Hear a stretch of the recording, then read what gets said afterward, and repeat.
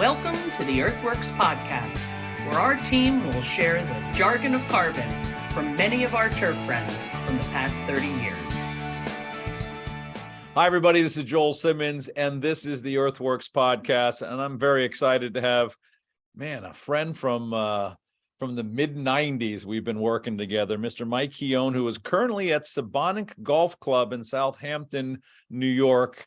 The best golf in the free world in your backyard. And you just landed this thing, and I'm very excited for you. I'm very happy for you. Like I said, we've known each other since the mid-'90s, when we were 5 years old, I think, both of us, correct?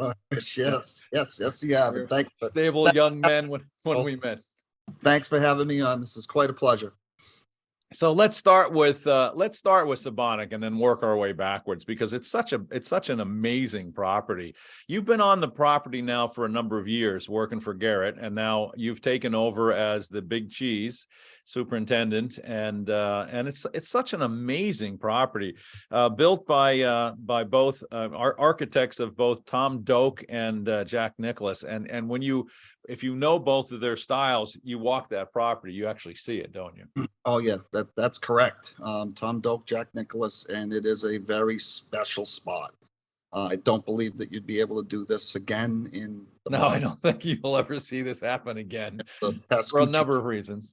Pascucci family was able to put this thing together with Jack and Tom Doak and Garrett, especially, who was here from well before construction started. Yeah. He was here from the infancy, and most of the credit should be given to Garrett for what he has done and established here. Absolutely. That I have the great pleasure and honor to be able to come in and work behind all of that great work and detail that they have that they accomplished. Well, it's well deserved, and I'm very excited for you. And I know this is all new. You just started in the last couple of months? About 2 months. The end of January, middle of January. Yeah. So try to describe. I don't know if you can describe Sabonic, but how would you describe it to somebody that's never seen this property? Oh boy. Sorry, hot spot right away. That is a tough one. It is a very powerful piece of land. It is, it's very link style, although it does have some traditional tree-lined area on the back, but predominant, and a little bit on the front, I guess. But, there are 16 holes that have water view, whether really? It's the Peconic Bay or Cold Spring Pond to our west, I should say, and the pond, the irrigation pond on number 8. So there's some sort of water view on pretty much every water hazard, I would assume, right? Hazard, 18 for sure.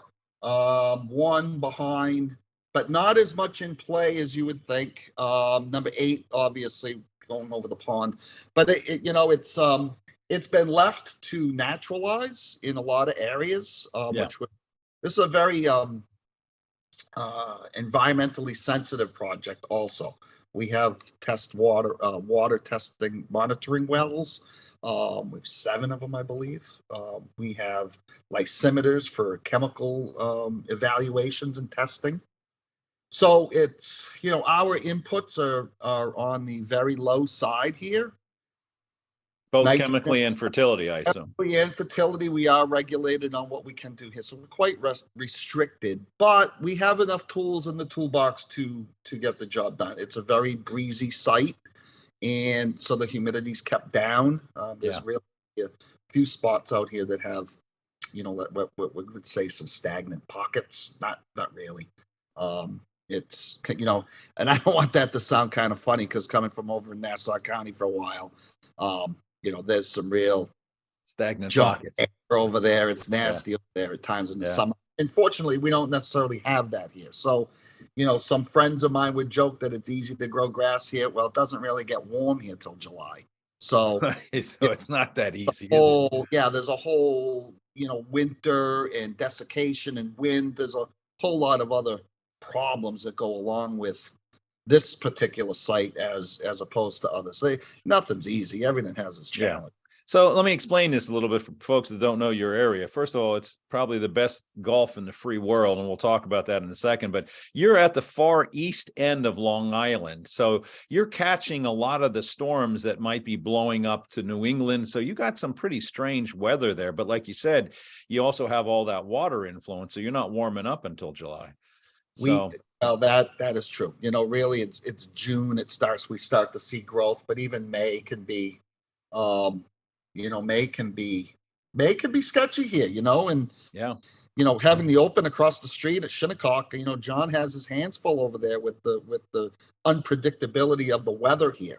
They're back off the water a little bit, but they have the elevation over there, so it's a very breezy site. Right. We catch that water right off the Peconic here with the north wind coming across the water. It keeps this place very, very cool in the spring. Does it dry it out a lot too? Oh, yeah. And with the sandy soil, it's very challenging. So yeah, I would think. Water management, and a lot of the issue also is the water management, being able to control the water where we want it because of the breeze. Yeah. The heads don't run. We do a lot. Just getting it on the ground. And a lot of hand watering here. I would think yeah, you've got to be very, very windy, I would think, a lot of the year. Very breezy site. Yeah. Even how hot do the summers get for you? We'll get up, we'll have our stretches of warm weather when the Northeast is having our heat waves. It'll be hot here. I mean, are we 95? No, but we're 90. And it'll be high 80s, and we'll get some humidity. But with this breeze here, if you look at Long Island and exactly where Southampton is, it's the narrowest part of the island, of the East End. Yeah.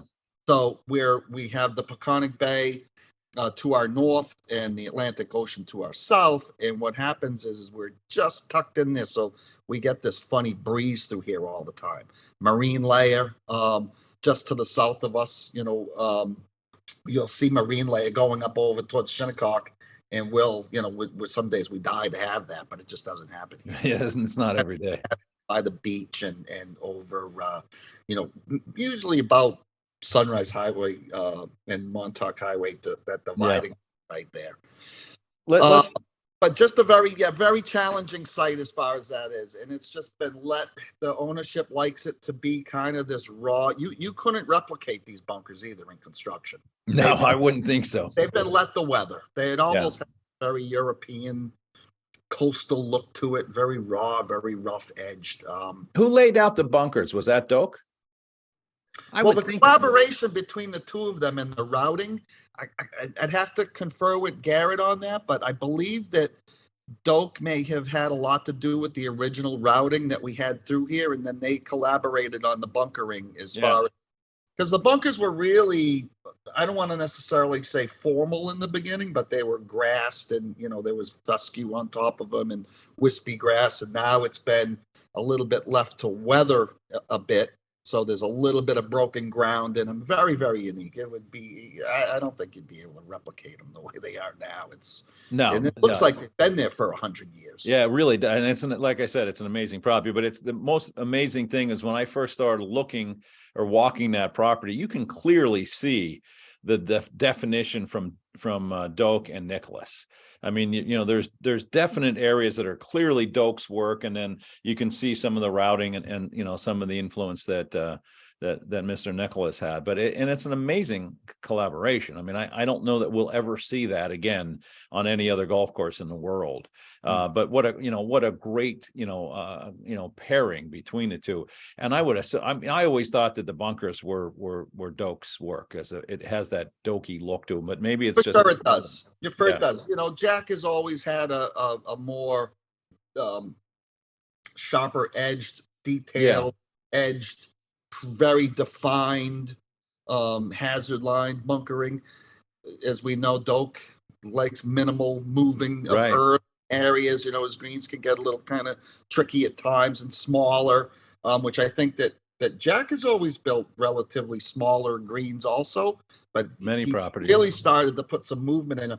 Now, early on, I was at Grand Cypress, which was one of Jack's original projects in Florida, and his greens were smaller with some movement in them, but now he likes to put some movement. I don't know if that was, came from working with Doak here, because when I've gone back to Grand Cypress, which is a completely different property now, as of late in the last couple of years, you see some of Jack's work has gotten really aggressive with some movement in the greens.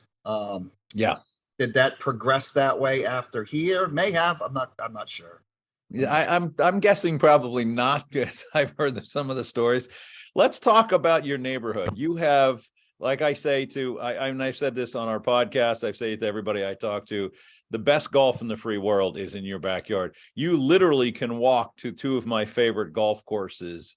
And I think my favorite golf course in the world is really National Golf Links, which you literally can walk to from your property, and you butt up against Shinnecock. I mean, you're sandwiched in between two iconic properties, and you hold your own. And down the street you've got Maidstone, Atlantic. Another one of my favorite golf courses is the Bill Core designed Friars Head. Oh, yeah. And you got the bridge, you got East Hampton. I mean, it just goes on and on. I mean, Not forget about Shinnecock's neighbor with a hedge, which is Southampton. Southampton is the best kept secret in golf. Flies under the radar, one of the best golf courses you can find. Yeah, absolutely. And West Hampton. West Hampton is a great property. All CB McDonald Rayner projects. I mean, it's just really fantastic out here. Yeah, it's you just. I mean, Noyak is another one that's a good golf. And then you could keep going. I mean, Laurel Links. Keep going.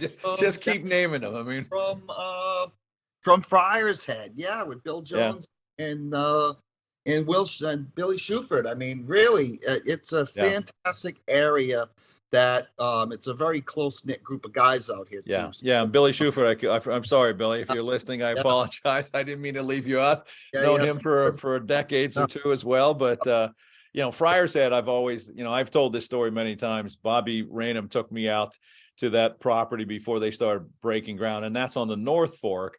So he drives up on the road and he shows me this piece of potato land, flat piece of ground. And he goes, look at this is going to be great. It's going to be the greatest golf course in the world. I'm like, Bobby, this is a flat piece of potato ground. It's horrible. He goes, oh no, that's not going to be it. It's going to be up and around the dunes. So apparently, Bill Core, who I am his biggest fan, he took a sketch pad, walked up over the dunes for a month or so, and built this phenomenal property. Just unbelievable. It's something. And they have a special guy, Bill Jones, there too. Bill Jones is wonderful. What a golf superintendent. Penn State, man. You got to love that, right? Yeah. So, and the neat thing about that work that they did at Friars Head, when they started breaking ground, they actually brought in big screens and they screened out all the topsoil and they kept it, and they kept the mountain of it and they put it back. So not without a lot of work or probably a lot of expense, but man, keeping that, 100-year-old or hundreds of year old topsoil that was, native to that property, bringing all that microbiology back and all that carbon. Man, I remember working with Dave Wilbur on that a little bit, and just found it fascinating that they were able to get that done on there. Let's talk about you. You and I go back to your days at the Country Club of Vermont, man. That's got to be when we were 5 years old, when 97. Is that what we just decided? It was 97. Yeah, that's where we ended up. It was the winter of, it was the the fall of 96, 90, and then in the 97 when I was there. Yeah. We were different men at that point in our lives, weren't we? Yeah. Well, yes, we were. Yes, we were. Probably some stories we can't tell here on the podcast. There's a lot of that just has to stay between us. Yes, we'll not share all of that. But there were some fun times in those days and days that followed. So, like I said, so you and I started talking, I guess, while you were doing the grow-in at Country Club of Vermont, and that's when we started working together. And you were actually, I remember meeting you and realizing that you were actually a soils guy and really got into it, and got really excited about some of the stuff that we had talked to you about. And of course, back then, I mean, not that we're not heretics still, according to certain people in the industry, but back then, we were pretty young, and you took it to heart and understood, focusing on the soil kind of gave you some, some support. Yeah, and I think that at the time there were some competitors out there that had bone and feather meal products. Oh yeah, still are, and they're And good. they still are, and they're not to downplay the quality of what the products are, but I grasped onto your philosophy and theories and your product line of this whole carbon-based program and the soil and feeding microbes. And How did I convince you of that? Was that in a drunken well, you have to remember in Vermont, we had some beautiful topsoil, but we also had some of that nasty blue clay down under there. Yeah. And Yeah. we were trying to, get the two to kind of cohabitate together, if you want to say, and it was a challenge. I mean, aerification was a problem there. Yeah. Pulling, getting through the top. Well, when we built that place, also we had like twice the average annual rainfall, which was like they get like, I don't know, 40 inches of rain, 50. We had I can't even tell, deluges of days and days and days of monsooning rain, floods during the growing. Is that what you're saying? During the growing. Yeah. During the growing. Oh, I don't remember. I've forgotten that. We were bulldozing topsoil back up. That was a strong property also. Yeah. Very high, very windy.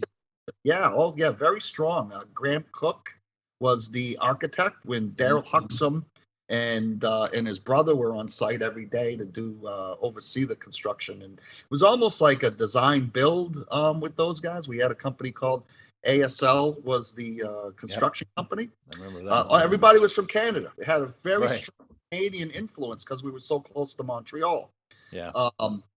So anyway, most people don't know a whole lot about Graham Cook, but he was the national amateur champion for many years in Canada. So he was quite the player and I think he's a Michigan State guy, landscape architect, and he's done some very, very fine work, a lot international. But to the point is what we were trying to aerify and pulling up, once we get through the topsoil layer, we would end up getting into that clay and pulling clay up. And we were trying to get this to kind of jive all together. And EarthWorks helped us keep our thatch level down too, Joel. Remember that. We were bent grass and we were top dressing fairways because it was difficult for us. Instead of working from the bottom, we started working from the top down. Top down, yeah. And we started top dressing fairways, and we started doing a lot of kind of cool things in the mid 90s. This was kind of like not many people were doing that. Well, they weren't doing it in Vermont, I can tell you that. Yeah. And it was golf at that time was still a secondary sport, really. They played, but the country club of Burlington Country Club did a renovation. I think Herdson may have done it. Anyway, that's a fantastic old Donald great golf course. So great like property. Dogs and Aquanic down in southern Vermont was just a fantastic. It still is. I mean, it's a top 100 down there. Places fantastic. So golf, we were right there in the beginning of a little bit of a boom. You had Vermont National was going in over in South Burlington at about the same time.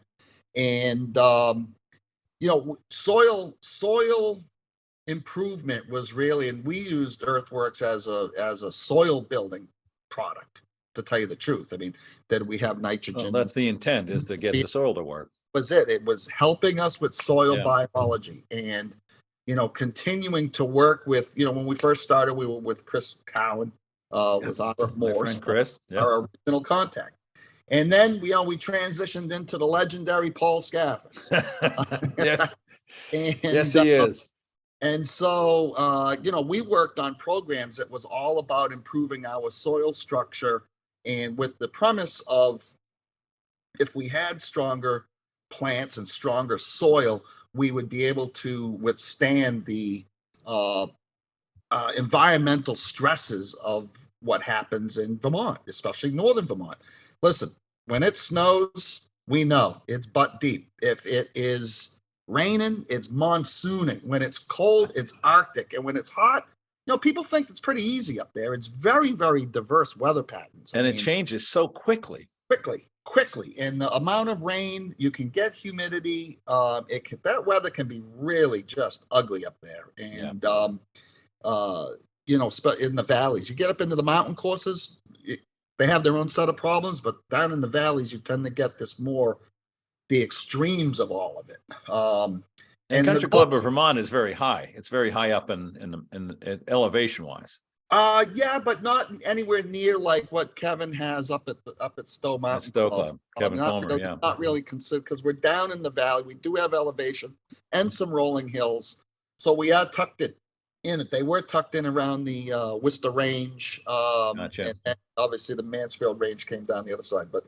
But that was a very special property, also. So, but building soil structure has always been the main focus of the carbon-based program and what the biological soil management. Absolutely, and it's something that I've grasped onto early on, and I've continued to use those practices. Yeah, you've been one of the more loyal supporters of that model of biological soil management, even as it continues to get criticized. And I think the problem is that, the critics, they don't even talk about the soil piece. Like you said, I mean, you were trying to build soil, both physically and obviously putting an environment in there for biology. And you've been pretty damn successful with that over the number of years I've known you. Yeah. Pretty. I would say that we've been successful with it. And one thing that, it's not a quick overnight fix. No. This is a program, a challenge to believe in and have to use. Will you get to a point where you can start to adjust these management practices and techniques a little bit? Yeah, of course you can. But getting to that point, it takes a while to, like anything, and anything good will take time to get there. Yeah. You're one of the guys. I mean, we've known each other for so long, and you and I have worked on so many different properties, but you are one of the many people that I talk about who has really taught us, because you're out there every day, and some of the things you and I have gone back and forth over the years, I've incorporated as a model because it makes sense, and you've seen it. When you did your grow in up there, you did a lot of incorporation, and we learned a lot from you. Actually, you actually did that before we had Renovate Plus on board, and I think you were doing a lot of the build up. And then a little bit after that, we actually put all of those amendments in one bag called Renovate Plus. But I think you were one of the ones that really helped us bring all that together, and obviously. I'm grateful for your training of me. I think you've done more for me than I could have ever done for you. I don't know about that, but the right place at the right time, and it was never I never felt that I was being sold a product. It was more of a relationship of a goal, and I of course I've always thanked you for that, because there was never there was always and even to today now, I'm not going back to the early days, but even to today, where we have more tools to work with, and how can we incorporate our EarthWorks program and some of the newer technologies that we have out there to help build the best product that we can. And it's always always been appreciated that we've had that relationship, and I'm sure that you have this relationship with other clients that. Now, only you. That is just it's more of a relationship with being goal oriented than it is just a product being sold. And that's special in my opinion, and I've always looked at it that way. And like I said, I mean, I earnestly leaned on you for a lot of advice, and you taught us how even our products worked and maybe didn't work, and look what we've done in the since we started working together in '97. We've added a lot of different things and a lot of different strategies, especially with the seaweed line with the C3. Well, C3 has been pretty special. That's a special product. That's one that should be in every tank mix, but we can't go there. Let me talk more about you. Where did you were, I want to say you're a UMass guy, right? UMass, yep. Yeah. Stockton School of Agriculture, UMass, yes.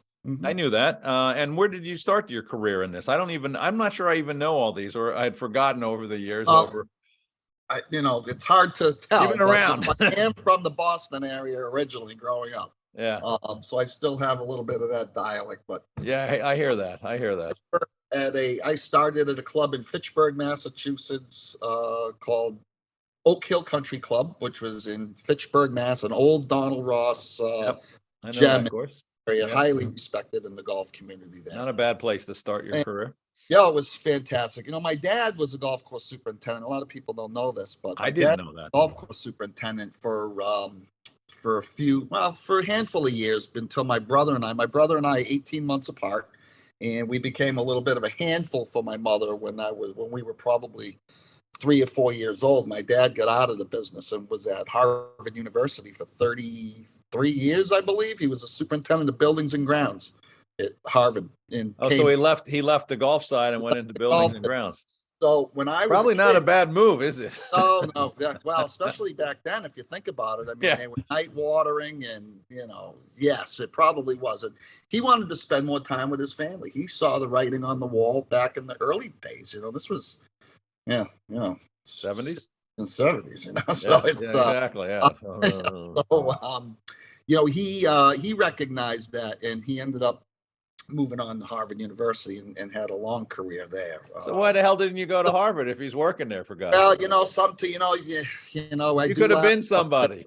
Friends, I probably could have been somebody, but I was too much of a hockey knothead, playing hockey, thinking I was going to the NHL, and I was not doing any more school. Then I had Harvard. What you think about what was the movie there with Good Will Hunting? Yeah, David Damon, and yeah, I'm running around Harvard, working in the buildings in the winter and playing hockey. Could you do the math on the wall like he did? Oh no, that's one thing. Forte of mine is not math, for sure. I know just enough to do this with this job, and exactly. That's funny. I'm not building any rockets, that's for sure. So from there it was my dad pushed me out of the house at I think I was like 15. That doesn't happen anymore, does it? I was riding my bike to Oak Hill Country Club. Wow. Or they would drop me off in the morning and I would ride home. And I was just the beginning of high school, I guess. 15. You started there at 15? Yeah. And you weren't even supposed to be working then. Wow. I think 16 was the cutoff to start. See, that's what we need back in the industry. We need to get kids at 15 to get excited about the golf industry and become superintendents. Yeah. Before that, the year before that, I had worked because they wouldn't let me work at the golf course until I was 15, I think. I worked at an amusement park, mowing around the rides and taking care of the flowers and. Oh, so you're still doing grass and industry right on early on. And then went to work at Oak Hill Country Club, and then decided to go to school and went to UMass. And in the meantime, and this was a whole thing that, like I said, I was a hockey player and wanted to still play as much hockey as I could to a certain level, and then ended up going to UMass after hockey was done. So, like 21 or 22 years. Didn't get that NHL tag? Never got the call? Never came knocking, no. Bruins didn't come over and say, hey? No. But that's too bad.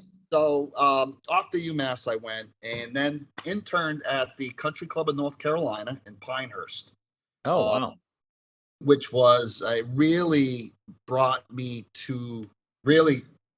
me to a clearer understanding of the business. I worked for George Thompson. Oh, good. Who was, was well regarded down in the Mid-Atlantic area. He was a Massachusetts guy. Went to UMass also. Oh, I didn't know that. And did an internship with him. Sometimes I wish I had gone back there after graduation. But Pinehurst back then was a pretty sleepy town. I was a 22-year-old Boston kid, and had things to do. The village of Pinehurst was, closed at like 9 o'clock at night, and it just wasn't cutting it for my social agenda. Yeah, exactly. Like I said, more priorities in life. Yeah, I had other priorities. So off to Orlando, Florida, I went to the Grand Cypress Resort working for Tom Alex. Oh, wow. What an experience that was for the next 5 years. We did, we renovated both the new course and the north, south, east. All the greens were redone. So I ended up, my whole goal was to go down to where things were pretty all the time. Different grasses, though. You didn't have experience with that. No, but I learned quick. Yeah. You didn't have a choice with that program working for Tom. I mean, it was quite intense. It was always regarded as one of the best conditioned golf courses in the state of Florida. Yeah. Okay. He's a brilliant man. Still Yeah. is. But yeah, brilliant man. He just retired recently, right? Yeah, from golf. He's doing some other things now. I think he's in the building some houses with his son, and they're doing. Yeah, I remember I met him a couple times down there, and right before he was retiring. That man, no rust on that man. No, he had it down. Well, yeah, he's a special. How old are you when you get to Grand Cypress? 20. Let's see, I was 21. So I was probably like 22, 23. So you're a kid. Kid. Yeah. So when you get down there, what does he have you doing? I started as a spray tech. Okay. He didn't have an assistant's position. I had a very close family friend who was an agronomist for the PGA Tour. His name was Dennis Ledger. He was from my hometown. He was an agronomist with the tour for many years in the early days. And he was part of the construction of Sawgrass in the early days. Okay. Matter of fact, Tom Alex was there during the construction of Sawgrass early on. Wow. I think he did an internship there, and then I'm not sure if he interned there, but he was definitely an assistant there. And then I think that he was even a interim superintendent, and then went down to Grand Cypress and built Grand Cypress into the development that it became. I mean, wow, the place was fantastic. Yeah, it's iconic. But anyway, Dennis Ledger, I called him. Dennis was very instrumental in getting me to go to Pinehurst to go do bent grass and Bermuda grass at the time. Pinehurst, the country club in North Carolina, had bent grass greens. Mm-hmm. At the time, it was ranked like number 70 in the country in the top 100. So it was like not bad. That was fantastic. Yeah. Did my internship there. When I got done, I was thinking about Florida. Back in the Northeast, I grew up there as a kid. It's cold. It's winter. You watch the play a lot of hockey in Florida. No hockey in Florida, but that's okay. Those days were going. Your knees are bad and your shoulders busted. Yeah. All those days were. Your teeth have been fixed. So, wanted to be somewhere where the golf course didn't go dormant and go ugly, and there's sand and clean up in the. Yeah, but you got to work 12 months of the year. Yeah, that didn't bother me. Work was never the issue. I always liked it. I would rather have been working outside in the wintertime in Florida than being in the Northeast. I mean, Gadzooks. Oh yeah, well, the winter in Florida is great. It's the summers in very Florida. Pleasant. Very pleasant. It was a very pleasant experience down there in the winter. So just seeing the golf course and the color. When you're a kid, you don't necessarily think of the architecture and everything. Although I was very fortunate to be at Grand Cypress with the Nicholas design, which was a fantastic and powerful golf course. It was more so palm trees, shrubbery, flowers. It was kind of more what I thought of golf and what country clubs were like, Yeah. Now I don't want to see any flowers out there and any, no trees, and let's cut it all down. Just play golf. Just play golf. And then the old architecture of the golden age and what we have in this neighborhood now is just, that's what I've transitioned into over my career. Yeah. And just the history of the architecture of everything and the history of the game. So, Dennis was very instrumental in getting me to go to work for Tom. He had some friends with his connections, and I kept saying Florida, and I'm thinking Florida. I'm thinking Boca, Naples, right, Fort Myers, Clearwater. I'm thinking somewhere sexy. No, Orlando. There you go. That's where you need to go. Yeah, Orlando. Where all the tourists are coming in every day. So off I go. And I started as a spray tech and worked for Tom in that capacity for. What were the challenges down there? I mean, it's got to be a completely different beast than where you are now, where you've been in Vermont and such. So, I mean, light sandy soils and. So sandy soil, although you can get into real heavy, organic-y, mucky soils, yeah. Swampy. anaerobic conditions in Florida. Yeah. The soil, the amount of thatch that grass produces, can really just change that soil into like this muck in Yeah, and spots. you're getting rain every afternoon in the summer. Water table can be up high in Yeah. areas, drainage. So the challenges were, back in the day was early on were mole crickets in the summertime and insect populations, sod webworm and armyworm. Nematodes started to become Yeah. a thing. I remember the day that, these new hybrid grasses, they're intensely managed now. Back in the day, They're almost bent grass. there was no Pythium. No. Solid spot once in a while, maybe. Yeah. We never sprayed. The only time we ever sprayed a fungicide was overseeding, really. Yeah, just to keep, Nope. But you had nematodes. You had a lot of nematode issues. Nematodes were an issue. Nemacure. Back then it was, Grand Cypress was a hotbed for trying stuff. Everybody wanted to do something there to be able to say they had their foot in there. That was the place, yeah. That was the place. And Tommy had a lot of good connections, and he was a highly respected golf course Good. And he was fantastic. And so, we were fortunate to be able to see all of these things evolving and all the new technology that was coming out as far as plant protectants and insecticides, that type of stuff. So it was a fantastic learning experience. But it's like anything. It was rain, drainage, insects, and weeds. Sodium issues, could be sodium issues at times. One of the things about Florida also is that the amount of rain can keep things flushed naturally. Yeah. In the summer. In the summer months. Now, during the winter months, a different story. Grand Cypress, when they built Grand Cypress, they also built their own wastewater treatment plant for all of the hotels that were in Pleasure Island. In Pleasure Island, right. It was a part of Disney that was Pleasure Island. They took all that water, recycled. We used it out on the the whole property. That has since changed, but back then, so we were using effluent water, which has all of its own issues, as we know. So, we were on the leading edge of all of these different, trying to keep salts and the bicarbonates away, and organic products.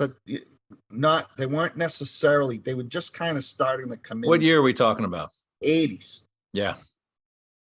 There wasn't much of anything. I mean, when we got in 88, there was maybe 200 people. 80s into the early 90s, because I graduated in 92. So you're looking at, into the early 90s, where these products, Milorganite was the player, right? Yeah. Sustain may have been out. I'm not sure. Ringer was out. Can't remember, but Ringer. Okay, so definitely Milorganite. That was kind of a go-to. Milorganite was the standard if you're going to do carbon. Standard. So products just started to come out. I know that EarthWorks was late 80s, wasn't it? 88. 88. I was 5 years old. So it was just starting to come in on board, and so it wasn't quite popular then as it is. Especially in Florida, which is funny because their soils, are really in need of buffering and food to keep microbes going. And, when we got down there a number of years ago, we thought it was going to be a very slow process to get the ball rolling, but we've actually found out it's the exact opposite. The soils are so hungry for carbon and, and the need for that. And it just makes everything else work better. Their nitrogen works better, It's amazing how much nutrient that plant will use. Yeah. And, it needs to be fed to manage it properly. Yeah. And, so with poor soils, that becomes a problem. Yeah, I would think. With availability, it's, so it's over the top. Being able to manage the soil down there is difficult. especially with the amount of rain. It's, It flushes everything out, not gets just the sodium. No, it really does. So it's that's a tricky those are tricky practices. Yeah. For sure, Yeah. for sure. So But where Florida from was a great time, and I had an opportunity after that to move back to the Northeast. Why? Anglebrook Golf Club was online. Oh.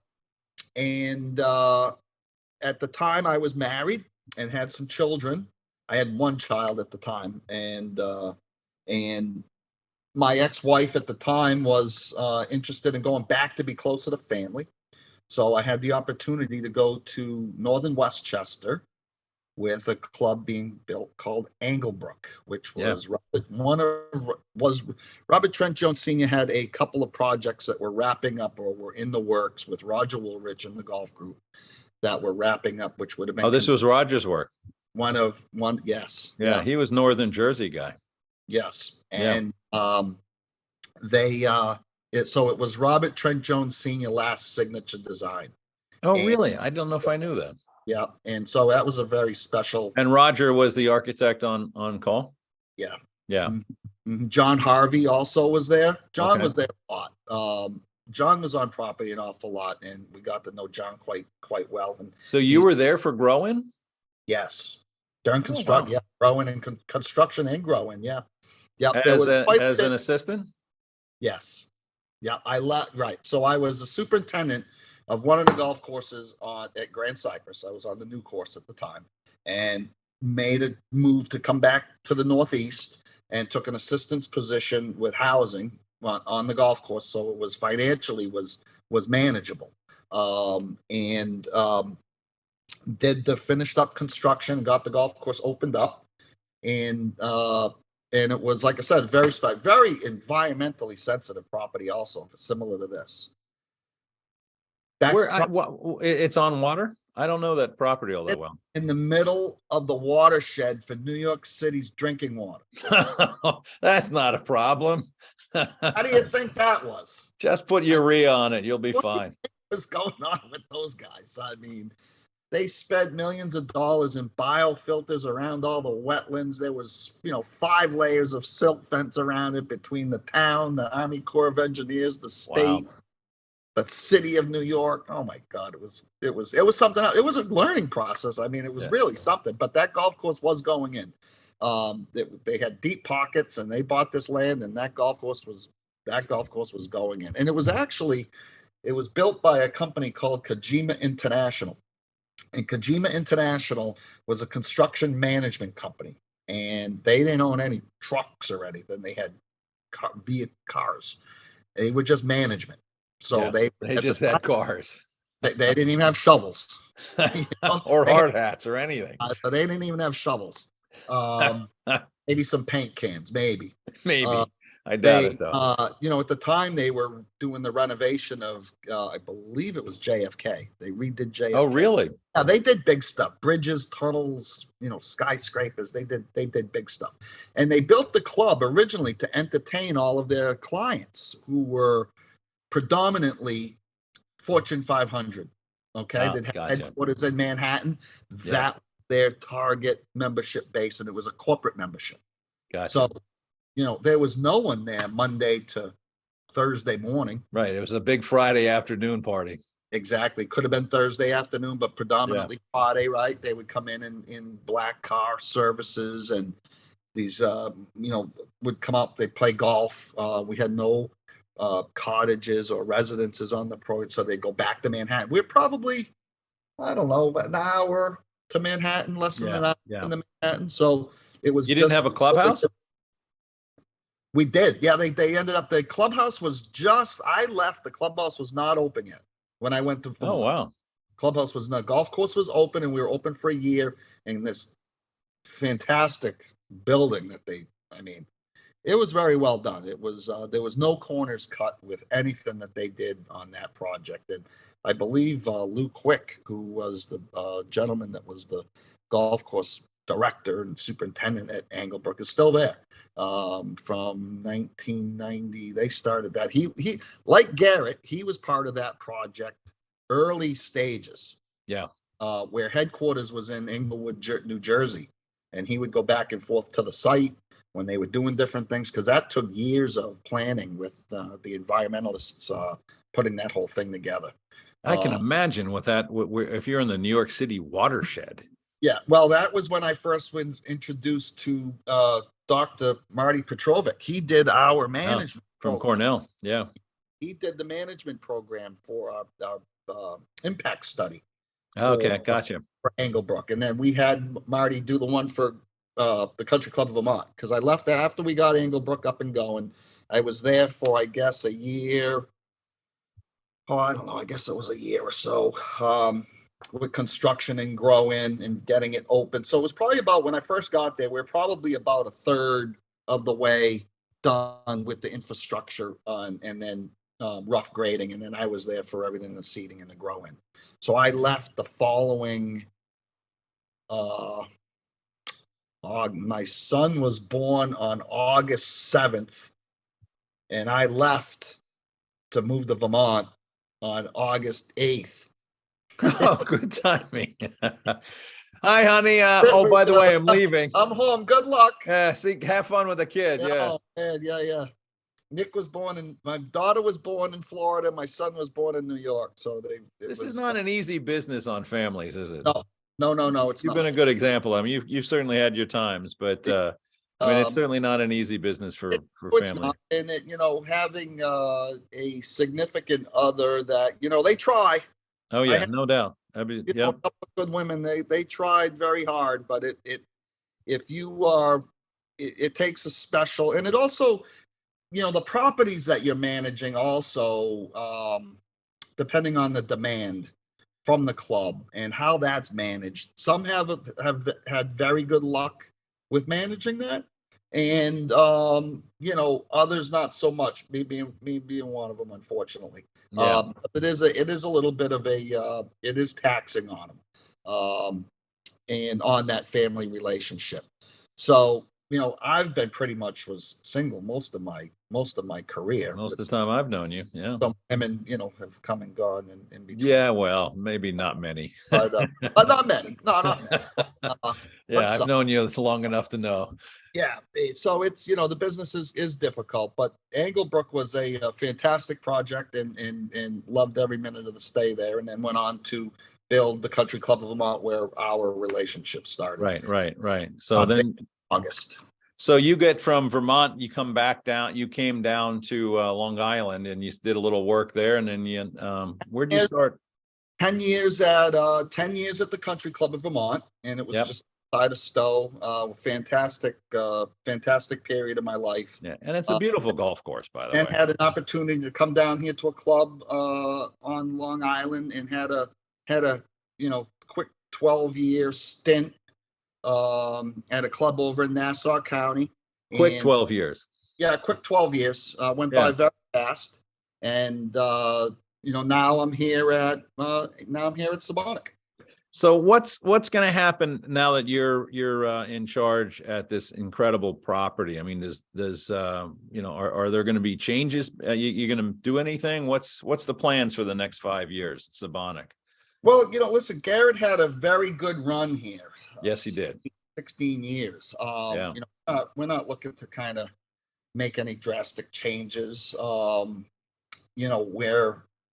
because of the environmental oversight that we have, we're kind of limited on how aggressive we could get to make changes. I think that using one thing that will probably be the biggest difference that we'll see here is we're going to incorporate C3 into our program starting in another couple weeks, aggressively.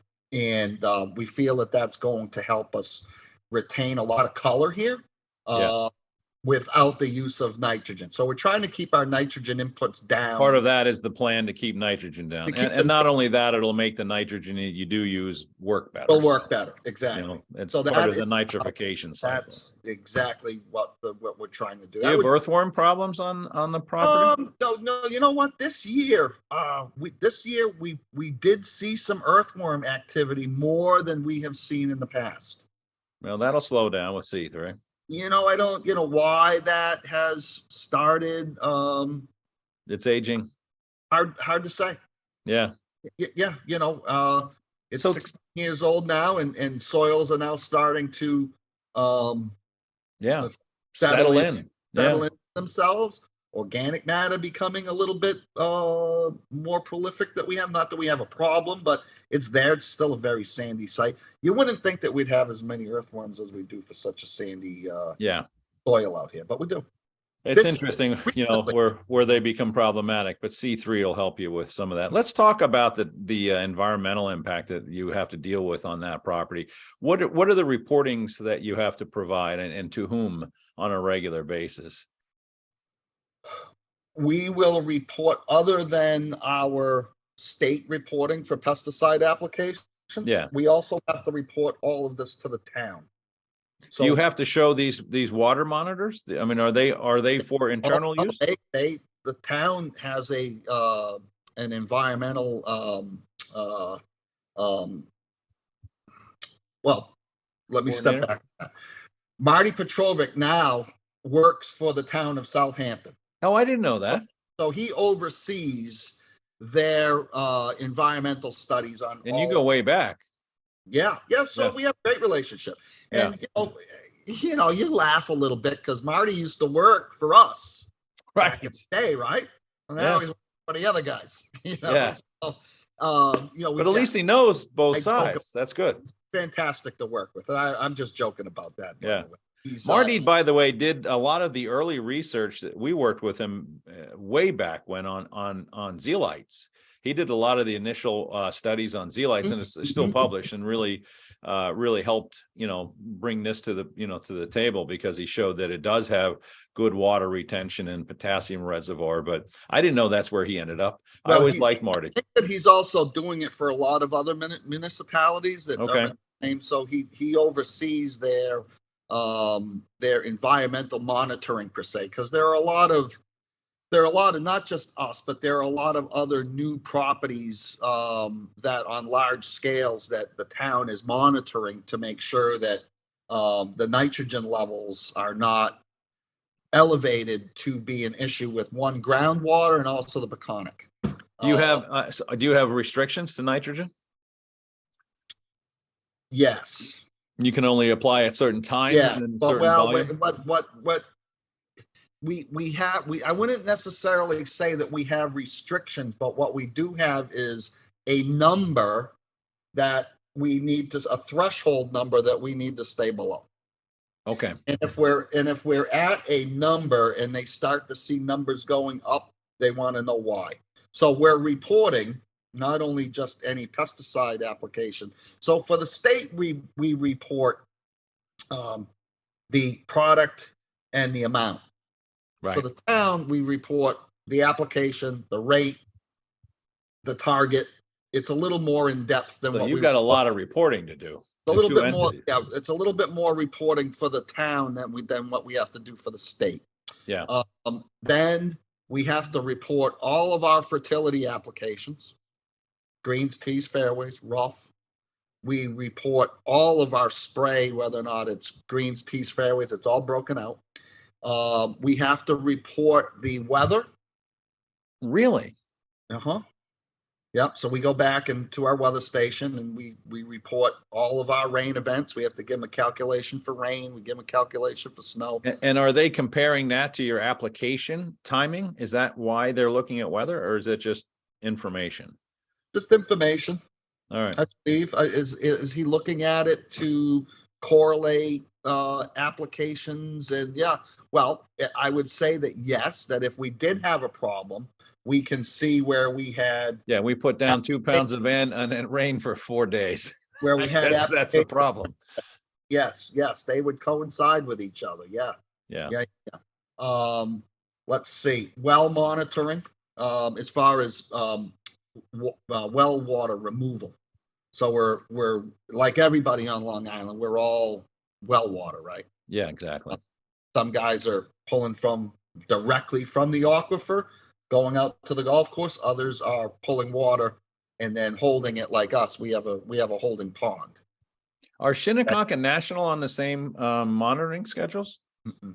Just Grandfather. you, because you're new, they were grandfathered, The bridge is also, the bridge has some, which was built what, in the early 2000s, the bridge I would think have been, late 90s, early 2000s. yeah, let's see, because, yeah, Greg went from Hudson National to there and did that. So, yeah, I would say, Yeah, I yeah, remember when that was built. We were involved in some of that early, equipment. yeah, that was earlier than here. Yeah. Yeah. Oh, much earlier. Yeah. By I- a number yeah. of years. Yeah. So there's some monitoring going on over there. There, I believe that there's some going on, but it's nowhere near the level that we have going on here because of the environmental impact study that was done here. Right. Right. With the Have permit. have they asked you to make changes ever? Anybody, either the city or the state or the county or the state or the town or the state, because of Yes, monitoring? yes, yeah, Yeah. yeah, yeah. And mostly it's just conversation. Do you think that we can get the rate down a little bit more? How was it? So it's a meeting with Dr. Petrovic over this where you're saying, okay, so we did, 1.3 pounds of N last year. Do you think we could get it down to 1.1? Well, what's that threshold that we could do where we're, so it's an interesting dynamic. Has any of this affected the value of the property? I mean, from an agronomic standpoint, from a playability standpoint, No, any? it's continuing to improve. So, well, It's okay. continuing to improve, even with the amount of play. And so what I do truly believe is that it's going to get even better with incorporating C3 into this Yeah, program. and just your agronomic model is perfect for that kind of a thing, because you're gonna, anytime you have a carbon-based approach, you're gonna start reducing inputs, but you're gonna also make everything work better. I that's the goal. That's Good. the goal, and I think that we'll be successful with it. It's been these programs You have will be. been successful at other properties. I see no reason why they wouldn't be here. Yeah, And it really, because of the soil structure here and the grasses that are growing, I think that it's just a perfect. It's going to be a perfect relationship between the site and the program, and I think that it's going to be successful. and it sounds like you're excited about it, which is Yeah, I'm cool. super excited. Oh, Yeah. yeah, it's nice to be. I'm glad. I know you were bouncing around there for a while. Yeah, bounced around for few years, but it was 3 years here. COVID kind of put a Yeah. damper on everything for everyone. Just not. I'm not. Just not me. But it during a transition period for me, COVID happened in the middle of that. Right. So it Good really timing, pal. it really was just kind of it really put a damper on my personal program and where I was looking to go. But it's all worked out, and I could not be happier and thrilled for the future. Yeah, I can't be happier for you, man. This is for such a great property and such a great such a job. special place. It really is. Yeah, it was very nice of Garrett to take off and leave leave you the reins. Well, yeah, it's I'm very happy for Garrett. It was kind of bittersweet for him to have to leave. Oh, I'm sure it was. Baby that he built and nurtured here for all those years. But he had an opportunity to go to South Florida with a project with somebody that he's known for a long time, that was going to be new challenges for him in a larger capacity role, as far as a management standpoint, and he's taken it on, and we wish him the best of luck. It's a great opportunity, and it's going to be a good timing for him in his career, and it's going to be good for his career. Happened at the great time for both of us at this whole.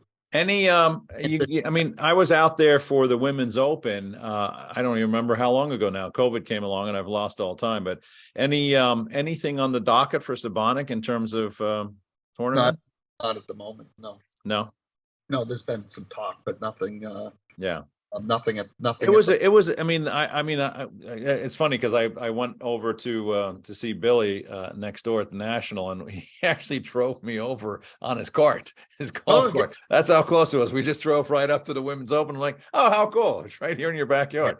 But it was a great then, venue. It's a great venue for a tournament. I mean, it's this, really, this it's place, really, this place is a TV darling. It's yeah, been it's beautiful. It is it is a fantastic setting, especially during TV hours in the afternoons. Yeah, Back 9 holes. yeah, Just the sun angle on the water. It is just it's something that it has to be seen. yeah. It really is. It really is a special place. It never rains here, and that's why it costs so much money to live out here. It just blows over you. It never rains here. Yeah. It rains across the North Shore. It'll rain over just south of us. It never rains right here in this neighborhood. Great. So you're relying on irrigation constantly. It goes around us all the time. I mean, Perfect. we all say that it's feast or famine, right? We either have too much or not enough. But boy, I tell you, That's the life of a golf course superintendent, though, isn't it? Managing the feast and famine. Yeah, but That's why you get paid the big bucks. Why it costs so much to be out here. There's a weather Exactly. always great from Yeah. end of Memorial Day to Labor Day. Actually, it's even longer now. It's more in the Columbus Day. It's just October's probably one of the best. Why wouldn't you want to be out there? It's one of the best places in the world and the best golf in the free world, like I said earlier. So, I mean, I if I could afford it, if I, was a billionaire, fudge head manager, So fortunate. hedge fund manager, fudge hedge manager. It's nice because as they say, Tumbleweed Tuesday after Labor Day, everybody kind of goes away. Yeah, there, exactly. Place to ourselves again. Well, I hate to say this to you, my friend, but we have just spent an hour, and I appreciate your time. I appreciate your friendship of over these years and all your support. And like I said, I look forward to continue to learn from you because I pay attention, and I do. And you've been an asset. And anytime I get the chance to work with a good soils guy, I'm writing notes. And Jack's writing notes. Yeah, it's very nice of you to say, but no, it's always a pleasure. And I really am excited. When I heard that you got this, I was like, oh man, that is the best news I've heard for a long time. I was very, very happy for you. Like I said, it's a great property. So I will be in touch. I will actually be out there to see you probably in the next month or so. With Doug Heron and some friends. So we'll come out and visit and hang out for a little bit and walk the property. Can't wait to see you guys. Thank you, Mike. Appreciate it. All right. All the best to everyone. Thank you very much. And that is the EarthWorks podcast. If you're not a subscriber, please subscribe so you can see cool things like when we tell you that Mike Keohan is going to be on the podcast. And we'll be back next week with another EarthWorks podcast. Thank you so much.